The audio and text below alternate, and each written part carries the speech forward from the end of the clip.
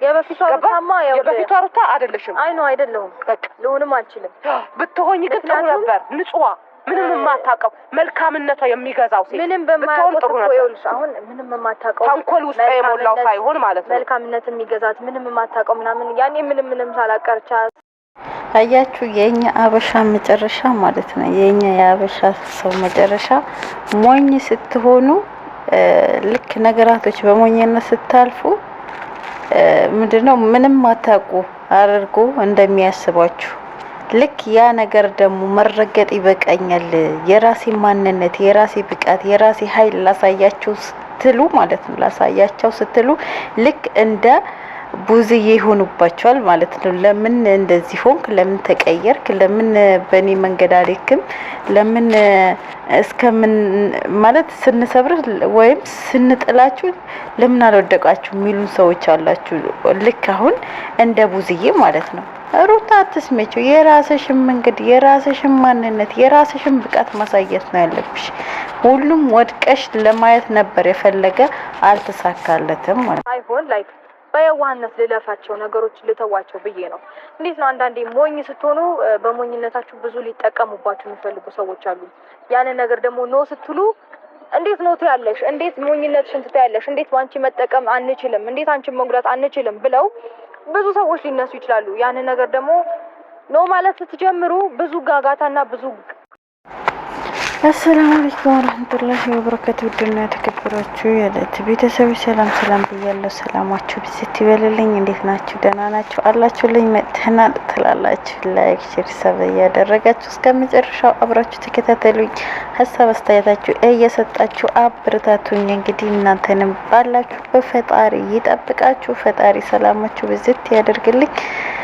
የሀሳባችሁ ሙራዳችሁ ተሳክቶ ደግሞ ለሀገራችሁ በሀገራችሁ ላይ የራሳችሁ ህይወት ለመኖር ፈጣሪ ያብቃችሁ። ላለው የሰውን ህይወት ካልኖር የምትሉ ሰዎች ያ ፈጣሪ የራሳችሁ ህይወት እንድትኖሩ መንገዱ ያሳያችሁ። ላለው በተለይ ለነብዙ እየተላላችሁ እንግዲህ ውዶቼ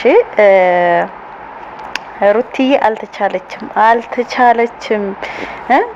አልተቻለችም። ዋናው ነገር ወደኔ መምጣቱ ነው ብላለች። ትክክል። ዋናው ነገር መመለሱ ነው። ዋናው ነገር የጠፋው ዕቃ ወደ አባቱ መመለሱ፣ ወደ አባቱን ፈልጎ መምጣቱ ነው ዋናው ነገር። አያችሁ እንግዲህ የሰው ነገር የሆነ መጨረሻ ላይ እንደሚመለስ እንደዚህ ነው። በቃ ልክ የተሰረቀ ዕቃ ሲመለስ እንዴት ነው ደስ የሚለው። እንግዲህ ሩታ አሁን ደስ ያላት እንደዛ ነው ማለት ነው። አብርሽ ስለተመለሰላት በቃ ዋናው ነገር ወደኔ መመለሱ ነው ብላለች። ማንም ተጎዳ ምንም አለ ደንታው አይደለም። ምክንያቱም መጀመሪያም እየተናገረች ነበረ። መጀመሪያም ብላት ነበረ ማንም ሳይሆን አንቺ ትጎጃለሽ ብላት ነበር ከዚህ በፊት ካስታወሳችሁ ለውሽሚት ማለት ነው። እንግዲህ የውሽሚት የማልቀሲያ ጊዜ ነው ተራው ማለት ነው። እንግዲህ እንደተባለው ከሆነ አብርሽ ወዱ ፈቅዱ በቃ ደስታዬ ሩታ ጋር ነው ያለ ብሎ በራሱ ፍላጎት ከተመለሰ እሰዩ በጣም ደስ ይላል። ነገር ግን እህትዩ በዚህ ልክ ምንጭርጭር የሚያረጋት ነገር አላቅም። ኤርሜላ እሷን ምን እንዳስነካቸት ባናቅም ማለት ነው። ይፋ ደግሞ እኮ ጀግና ነው፣ የምር ጀግና ነው። ትችላለህ በቃ የሚመልሳቸው መልሶች እስኪ ያስብ። ቆም ብላችሁ አስብ። ለእህቱ እንደዚህ ሲመልስላት እህትዮ ደግሞ ወንድሜ ኧረ ወዴት ነው ወገን? ቆም ብላችሁ እያሰባችሁ ዝም ብሎ መሮጥ አይደለም። ደስታውን እያጣጣመ ያለው ማንም ሰው ይሄ ደስታውን እንዲረብሸውና እንዲበጠብጠው ስላልፈለገ ነው። ይሄ ደግሞ ራሱ ይነግርሻል።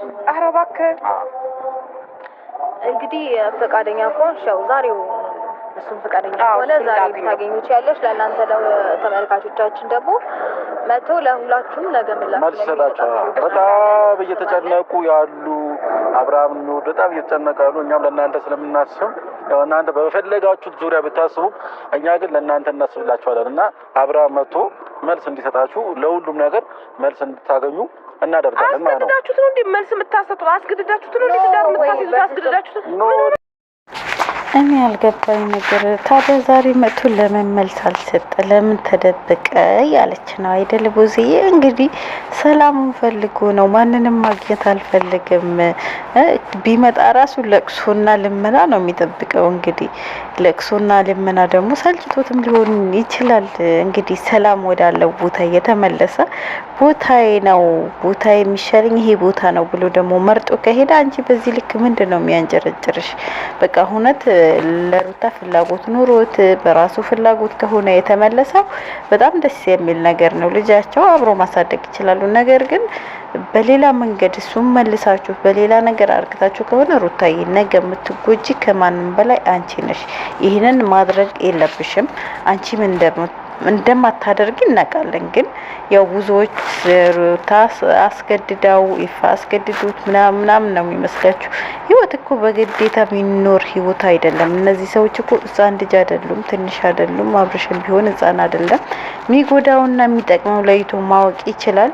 እንግዲህ በዚህ ልክ እነሱ የሚያስገድዱት እንዴት ነው ማለት የፈለገ አክል ግዴታ ቢኖርበት እንዴት ነው ከእነሱ ጋር ለመኖር የሚስማማው? በፍጹም ይሄ የግዴታ ነገር አይመስለኝም። ነገር ግን እሱ ራሱ ወዶ ፈቅዶ ወደ አንቺ ከተመለሰ በጣም ደስ ይላል። ነገር ግን አንቺም ቆም ብለሽ ማሰብ አለብሽ። የትላንትና ህይወትሽ እንዲደግምብሽ መፍቀድ የለብሽም። ማለት አንዳንዴ ብልክ የምናረጋቸው ነገሮች ነገ ራሳችን ስለሚጎዱን ሩትዬ ነገ የምትጎጂበት ነገር እንዳዩ የምታደርጊው ነገር ቆም ብለሽ አስበሽ አውጣታሽ ከሆነ አንቺ የተመቸሽ ሁሉ እኛ ይመችናል። አንቺ ብቻ ፈታ ባይልን፣ አንቺ ብቻ ደስተኛ ሆንልን። እኛ የአንቺ ደስታ ብቻ ነው ፈልገው ትያለሽ።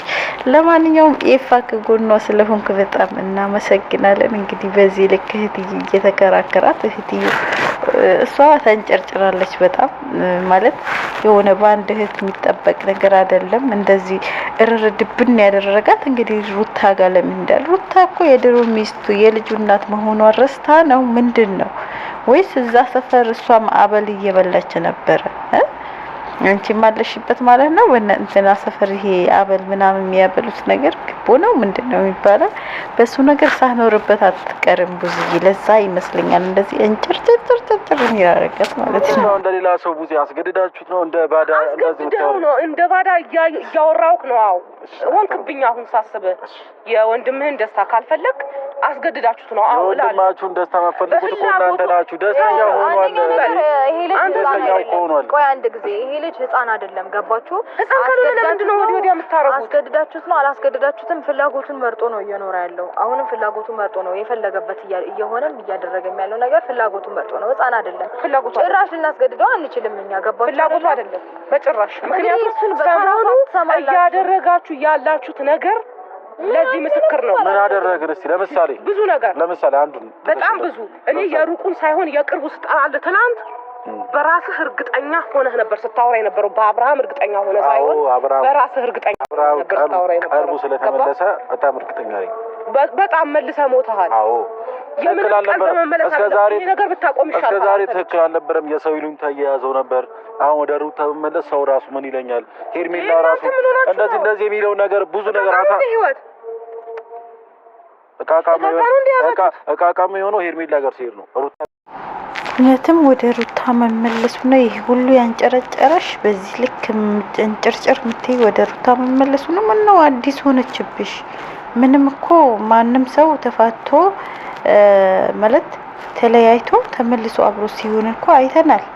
ልጅ ያለው ሰው ደግሞ ተለያይቶ አይለያይም ነው አይደል? ነገር ግን እነዚህ ሰዎች ትላንት ተለያዩ፣ ዛሬ ተገናኙ። በቃ አለቀ እኮ። የትላንት ፍቅራቸው ከተመለሰ አንቺ ለምን ተመለሰ? ለምን ከሩታ ጋር ሆነ? ህይወት ታዲያ ህይወት ሩታ ጋር ሲሆን ነው ቀላል የሆነው? ሄርሜላ ጋር ሲሆን ከበደሽ? ትላንት እኮ ሩታ ጋር ህይወት ቀላል ነው ወይ አላልሽም ነበር? ሩታን እንደዛ ሲያረጋት ላንተ ህይወት መጫወቻ ነው ወይ? ላንተ ህይወት ቀልድ ነው ወይ? ላንተ ህይወት እቃቃ ጨዋታ ነው ወይ አላልሽም ነበር? ዛሬ ሄርሜላ ጋር ሲሆን ነው ህይወት ቀልድ እንደሆነ የገባሽ፣ እቃቃ መጫወቻ እንደሆነ የገባሽ። ሄርሜላ ጋር ሲሆን ነው ህይወት ቀልድ ያደረገችውና አቃቃ መጫወቻ ያስመሰለችው ሄርሜላ ናት። ሂጂና እሷን ተናገሪያት። ሂጂና ህይወትን እንደ እቃቃ ለተጫወተችው ተናገሪያት። እሷ እኮ ናት ትዳር ላይ የመጣችባት። እሷ እኮ ናት ህይወታቸው እንደዚህ ያደረገችው። በህይወቷ ያመጣችው ሴትን ነው እንደዚህ መናገር ያለብሽ እንጂ ሩታን አይደለም። ሩታን በዚህ ልክ መናገርሽ ነገ ራስሽ የምታፍሪበት ነው። እቺ ቃልሽ እሱ መርጦ የሄደው ስለዚህ ህይወቴ ነው ብሎ መኖር ከፈለገ መብቱ ነው። እንግዲህ ትክክለኛው የቱ ጋር እንደሆነ መርጦ ከሄደ አንቺ ልከለከዩ ነው። ቆይ ፍላጎታችሁ ምን እንዲሆን ነው? የልጅ አሁን አብሮሽ ሆኖ የሚሆን ይመስልሻል ትክክለኛ ህይወት? ምንም እኮ የተፈጠረ ነገር አዲስ ነገር እኔ እንጃ። በዚህ ያህል ልክ የሚጋነን ጉዳይ ተፈጥሯል ብዬ እንደኔ አላምንም እውነት ለመናገር። ምክንያቱም ሁሉም ነገር መልካም ነው፣ ሰላም ነው። ሰላም ሲሆን ደግሞ ፈገግ ልንል ደስ ልንል እንጂ የሚገባን ላይክ ሆቶነን ምንድነው ምን ተፈጠረ ምናምን ልንል ተገቢ ነው ብዬ አላምንም። ሁላችሁም እንደዚህ አይነት ሀሳብ አላችሁ ብዬ ስለማስብ ነው እንደዚህ ምለውና በዛና ልክ ሚዛኑን ከፍ አድርጋችሁ አታክብሩ። ራሱ ልክ አይደለም የምትሰሩት ስራ ምንም ነገር ለሚያየን ሰው ራሱ ምንድነው ብላችሁ ለራሳችሁ ጠይቁት። እሺ እንደዚህ ነገሮችን እንዲህ ከምታደርጉ የምንሰራው ስራ ትክክል ነው ወይ? በትክክል መንገድ ነው ወይ እየሄድ ነው ያለ ነው? መንገዳችን ትክክል ነው ወይ ባሉ የሚሰሩት ነገርማ ትክክል መሆኑ አለመሆኑ ልቦና ያሻቋል። ግን አንቺ ነሽ ማረጋው ነገር ትክክል ነው ወይ? እየሄድኩበት ያለው መንገድ ትክክል ነው ወይ? እውነት ያለ ማንጋ ነው? የቱ ጋ ነው? እኔ ሴት ልጅ ነኝ፣ ነገ ምን ይደርስብኛል? እኔ የልጆች እናት ነኝ፣ የልጆቼ አባት ነገ ከልጆቼ ጋር ትቶኝ ሌላ ሰው ቢደርብብኝ እኔ ምን አይነት ስሜት ነው የሚሰማኝ? እኔ ቤት አስቀምጡ እኔ ላይ ሴት ያመጣብኝ እኔ የሚሰማኝ ስሜት ምን አይነት ነው ብለሽ ቆም ብለሽ ማሰብ ማውረድ ማውጣት የነበረብሽ አንቺ ራስሽ ነሽ በመጀመሪያ ደረጃ ቡዜ ማለት ነው። ያንን ደግሞ እስካላስተዋልሽ ድረስ ለራስሽ ያላረግሽው ነገር እነሱ መምከራችን አንድ ሰው እኮ ራሱ ትክክለኛ መንገድ ሲሆን ራሱ የሚያደርገው ነገር ትክክል ነው አይደለም ብሎ አውጥቶ አውርዶ ሲያስብ ነው ሰዎችን ሊመክር የሚሄደው እንጂ ራሳችን መመከር ያለብን ሰዎችን መምከር ማለት ይሄ ቅሌት ነው ትያለሽ። በትልልቅ ሰው ፊት ቅሌት ነው የምር። መጀመሪያ ራስሽን ለመምከር ሞክሪ። እነሱ ሩታን ከመምከርሽ ይልቅ ራስሽን ምከሪ። እየሄድሽበት ያለው መንገድ ትክክል አይደለም። የምታደርጊው ነገር እውነት ያለው ነገር ስላልሆነ ማለት ነው። ለማንኛውም ውድ ቤተሰቦች ላይክ፣ ሼር፣ ሰብ እያደረጋችሁ አበረታቱኝ።